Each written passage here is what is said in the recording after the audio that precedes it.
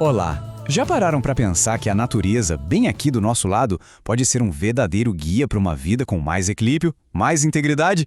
Pois é, nesta análise, a gente vai mergulhar numa sabedoria antiga que ensina justamente isso, usando o mundo natural para nos guiar. O nosso ponto de partida é um pedido, muito poderoso feito por um sábio chamado Agur. Ele não está pedindo poder, nem fama, mas sim equilíbrio. Ele tinha uma clareza impressionante de que os extremos são perigosos. Tanto a miséria, que pode levar ao desespero, quanto a riqueza exagerada, que pode levar à arrogância, as duas coisas poderiam desviar uma pessoa do caminho certo. E agora vem a parte que eu acho mais fascinante. Onde é que Agur encontrou essa sabedoria toda? Não foi nos grandes predadores, não. Foi nas menores criaturas da Terra. É uma forma brilhante de mostrar que, tamanho não tem absolutamente nada a ver com sabedoria. Ele foca em 4 seres bem específicos. Dá para dizer que são 4 pequenos mestres que, apesar de parecerem frágeis, dominam lições que são essenciais para a sobrevivência e para o sucesso. E o mais legal é que a gente pode aplicar isso direto nas nossas vidas. Vamos começar com as formigas. Sozinhas elas parecem insignificantes, né? O texto até descreve como criaturas de pouca força. Só que a verdadeira força delas não está no indivíduo. A sabedoria delas está na antecipação, na previdência. Elas não ficam esperando o inverno chegar para entrar em pânico. Pelo contrário, elas usam o verão, que é o tempo da fartura, para se preparar para os tempos mais difíceis. É uma verdadeira aula de como organização e planejamento superam qualquer falta de força. Agora vamos para os arganazes. São os mamíferos pequenos que vivem em áreas rochosas. O texto diz que eles são um povo sem poder. Ou seja, eles não têm garras ou presas para se defender de predadores. E aí que está a grande lição deles. Em vez de se exporem ao perigo, eles usam a inteligência para transformar a fraqueza em ponto forte. Onde eles fazem a casa deles? Nos penhascos, em lugares super seguros e de difícil acesso. Eles nos ensinam a buscar segurança na estratégia e não na força bruta. Agora, os gafanhotos. O mais impressionante sobre eles é que eles funcionam como uma unidade gigantesca sem ter um rei, sem um líder central. Uma coisa que pra gente parece impossível.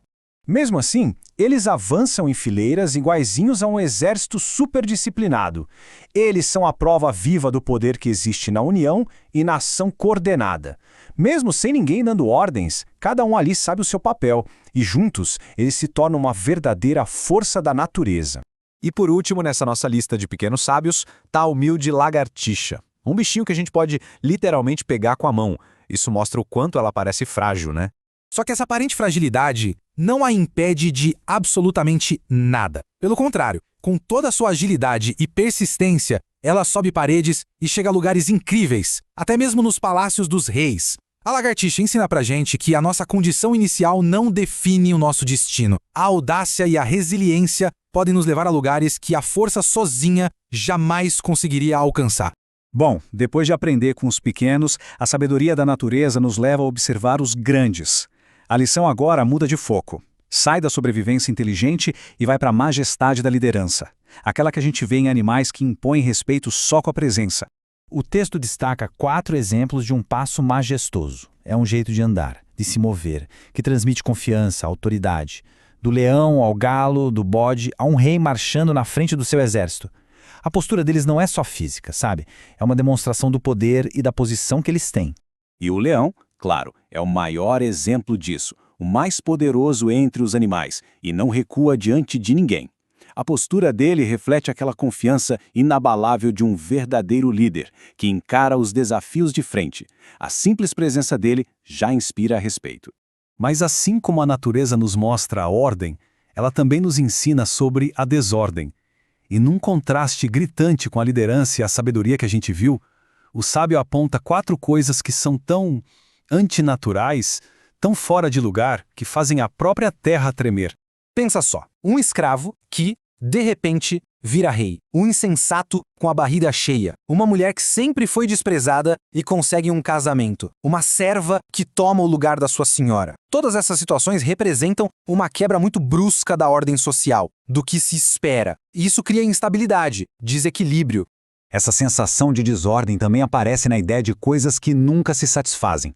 A sanguessuga, por exemplo, que parece gritar "dê", é um espelho perfeito da ganância humana insaciável. E a desordem também está escondida naquelas ações que não deixam rastros, como o caminho de uma serpente numa rocha. É uma metáfora poderosíssima para a dissimulação, para aqueles atos secretos que vão destruindo a confiança. E tudo isso nos leva para a observação final, que talvez seja a mais poderosa de todas: as leis de causa e efeito. Leis que não se quebram e que governam não só a física, mas também as nossas relações sociais. A pergunta é bem direta. Dá para provocar a raiva de alguém sem criar um conflito? É possível acender um pavio e torcer para não ter explosão? A resposta, de novo, vem da observação lógica do mundo ao nosso redor. E a resposta é muito clara. Vem em forma de uma lei da natureza, quase uma física social. Assim como bater o leite vira manteiga ou torcer o nariz faz sair sangue, provocar a raiva inevitavelmente vai gerar briga. Não é uma talvez, é uma certeza. A grande lição aqui é que provocar raiva não é uma aposta, é uma garantia de conflito. O resultado é tão certo quanto a lei da gravidade. Quando alguém incita a ira de forma irresponsável, sempre vai desencadear uma reação em cadeia de discórdia. E com isso, ficamos com esse pensamento final para refletir um pouco. Se as nossas ações fossem como leis da natureza, que tipo de consequências elas estariam criando no mundo hoje? A sabedoria da natureza não é só sobre bichos, é um espelho que nos convida a agir com mais prudência, com mais integridade e com muito mais consciência do impacto que a gente tem.